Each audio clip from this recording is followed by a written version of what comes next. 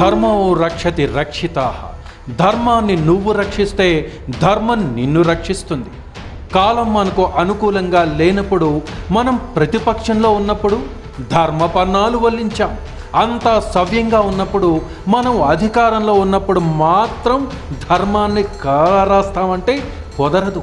TDP సర్వసైన్యాధ్యక్షుడు Chandrababu ఈ సత్యాన్ని, దాన్ని ప్రవచించే మహాభారతాన్ని మర్చిపోయినట్టున్నాడు. వైఎస్ఆర్సీపీ ఎమ్మెల్యే రోజా విషయంలో సరిగ్గా ఇలా ధర్మాన్ని తప్పి వ్యవహరిస్తున్న వైనం మనకు కనబడుతోంది. ఆయన కనబడలేదేమో.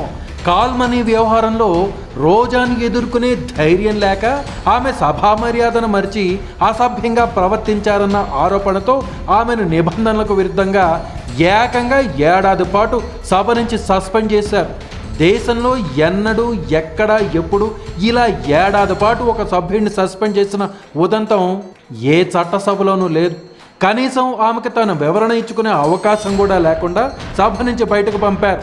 ఆస్మదియా మీడియా కూడా అందుకు వత్తాసు పలుకుతూ రోజా ఏదో ఘోర అపరాధం చేసిందన్నట్టుగా ప్రజా కోర్టులో ఆమెను దోషిగా రుజువు చేసే ప్రయత్నం చేశారు. మరో దారి లేక రోజా కోర్టుల శరణుజొచ్చితే అక్కడ ఆమెకు న్యాయం లభించే జాడలేదు. శాసనసభతో ఘర్షణకు దిగినట్లు అవుతుందన్న భావనతో ఈ వ్యవహారంలో సభే సుప్రీం అని సుప్రీంకోర్టు తేల్చి చెప్పింది. రోజా శాసనసభకే తన వివరణ ఇవ్వాలని, ఆ వివరణను సభ పరిశీలించి తగిన నిర్ణయం తీసుకోవాలని సూచించింది.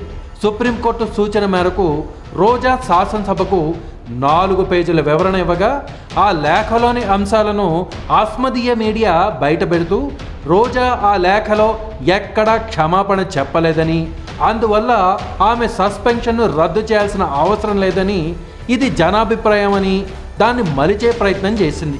మరో అడుగు ముందుకేస్తూ ఈ వ్యవహారంపై నియమించిన సభా హక్కుల సంఘం సెప్టెంబర్లో సభా సమావేశాల సందర్భంగా మరోసారి పరిశీలించి సస్పెన్షన్ సబబేనని నిర్ధారిస్తే తిరిగి అప్పటి నుంచి మరో ఏడాది సస్పెన్షన్ వర్తిస్తుందని కూడా పచ్చ మీడియా సన్నాయి నొక్కులు నొక్కుతోంది. ధర్మం చెప్పాల్సిన సుప్రీంకోర్టు సైతం ఇలా చేతులు దులుపుకోవడం తన బాధ్యతను విస్మరించడమే.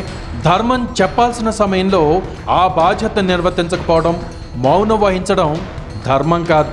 అలా చేసిన వాళ్ళు ఆ తర్వాత ధర్మం చెప్పే నైతిక హక్కు కోల్పోతారు. అధర్మాన్ని అంతమొందించేందుకు అవసరమైతే ధర్మాన్ని తప్పమని కూడా భారతం చెప్తోంది. ఈవేళ రోజాను ఏ నిబంధనలు అనుమతించకపోయినా ఏకంగా ఏడాది పాటు సస్పెండ్ చేయగలిగి ఉండవచ్చు.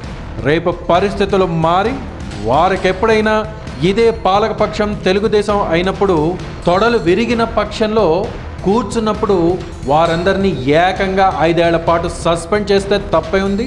ధర్మాన్ని తప్పేవాడికి అధర్మాన్ని ప్రశ్నించే అధికారం లేదు, ఉండదు.